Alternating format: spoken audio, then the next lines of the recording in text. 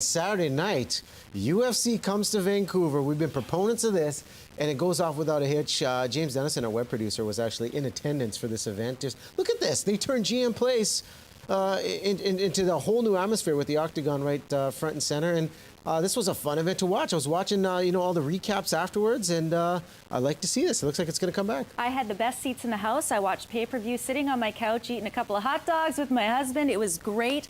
Vancouver represented so well. I think this was the fastest UFC sellout, basically, in their history, and really was a great event all around. Although I have to say the main event, of course, Franklin and Liddell, was a bit of a disappointment.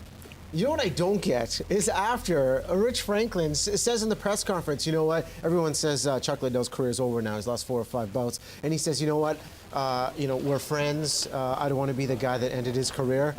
This is crazy that they're friends. They just pummeled each other in the ring, and what, the payout's $85,000, and then they can go about it. The fact that Liddell's in the hospital with a busted lip and a busted eye, and they can shake it out afterwards, that blows my mind. Well, the thing is, we didn't even go one full round, and Franklin actually ended up still fighting that first round with a broken arm. So that was impressive. Yeah. That was still a little bit disappointing, but I would have to say the fight of the night were heavyweights Cro-Cop and Barry, who, when you talk about, you don't understand how these guys can be friends. Yeah.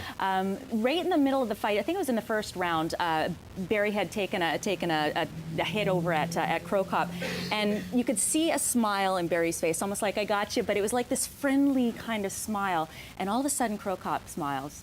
They literally stopped, gave a little fist punch kind of thing, and hugged. There's a mutual respect for about there. 5 or 6 seconds, which is a huge amount of time. And it just kind of showed the respect that they have for each other, and the fact that it's almost like there were two guys just sort of, battling it out in the backyard over a beer. It was really, really fun. I have to say, I was a little disappointed in our local guys fight. Rory, of course, was fighting against Carlos, and with 7 seconds left to go, the ref had called the fight.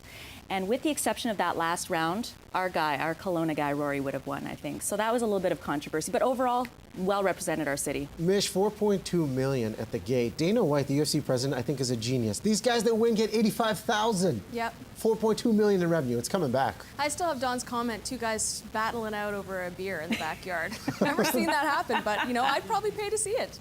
I don't know. Okay. I'm from Edmonton, remember? That's right. That's what we do in Edmonton. We battle out over beers. All right, okay. I may vacation in Edmonton then next year.